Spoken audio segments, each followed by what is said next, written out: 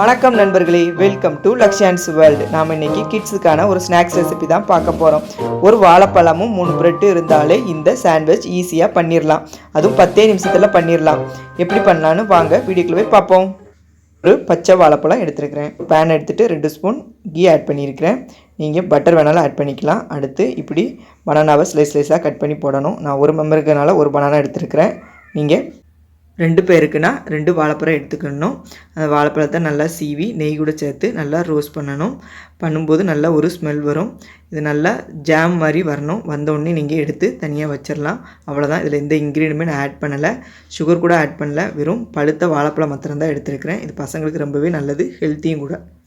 இப்போ ப்ரெட்டை டோஸ்ட் பண்ணதுக்கு 2 ஸ்பூன் கீ விட்டு அதில் வீட் ப்ரெட்டை ஆட் பண்ணி டோஸ்ட் பண்ணி எடுக்க போகிறேன். நீங்கள் வீட் ப்ரெட்டுக்கு பதிலாக மைதா ப்ரெட்டும் சேர்த்துக்கலாம். ஆனால் வீட் ப்ரெட்டு தான் பசங்களுக்கு ரொம்ப நல்லது. ஸ்டார்டிங்லேருந்தே அதை பழக்குங்க, அதான் ரொம்பவே நல்லது. கீ எவ்வளோ நாளும் ஆட் பண்ணலாம். 2 சைடும் கீ விட்டு நல்லா டோஸ்ட் பண்ணி எடுத்துக்கோங்க. இப்போது நம்ம வாழைப்பழம் ரெடி பண்ணியிருக்கதை இந்த ப்ரெட்டு மேலே ஒன்று போட்டு நல்லா ஜாம் மாதிரி தடவிக்கோங்க. நான் 3 ப்ரெட் எடுத்துருக்கிறேன். ஒருத்தருக்குன்னா 3 ப்ரெட்டு போதும். ஒரு நேரத்துக்கு நல்லா வயிறு ஃபில்லிங்காக இருக்கும். இந்த மாதிரி 3 ப்ரெட்லேயும் பனானாவை ஸ்ப்ரெட் பண்ணிட்டிங்கன்னா நம்மளோட பனானா சாண்ட்விச் ரெடி. இப்படியேவும் கொடுக்கலாம், இப்படி 2 ட்ரையாங்கிளாக கட் பண்ணியும் கொடுக்கலாம். ட்ரையாங்கிளாக கட் பண்ணால் பசங்க கொஞ்சம் ஆசைப்பட்டு சாப்பிடுவாங்க.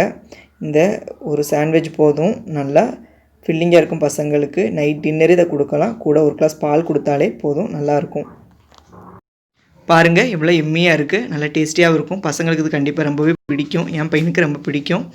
வாழைப்பழம் எல்லா பசங்களும் சாப்பிட மாட்டாங்க, அதனால் இப்படி ட்ரை பண்ணேன். தினமும் ஒரு வாழைப்பழம் கொடுக்குறது நல்லது. இந்த மாதிரி கொடுத்து பாருங்கள், நல்லாயிருக்கும். ட்ரை பண்ணி பார்த்துட்டு கமெண்ட் பாக்ஸில் எப்படி இருக்குன்னு சொல்லுங்கள். தேங்க்ஸ் ஃபார் வாட்சிங் மை சேனல். நன்றி, வணக்கம். பிடிச்சிருந்தா லைக் பண்ணுங்க, ஷேர் பண்ணுங்க, சப்ஸ்கிரைப் பண்ணுங்க. அப்படியே பக்கத்தில் இருக்க பெல் ஐக்கானையும் ப்ரெஸ் பண்ணிக்கோங்க. அப்போ தான் நாங்கள் போடுற வீடியோலாம் உங்கள் பேஜுக்கு வரும். Thank you, welcome.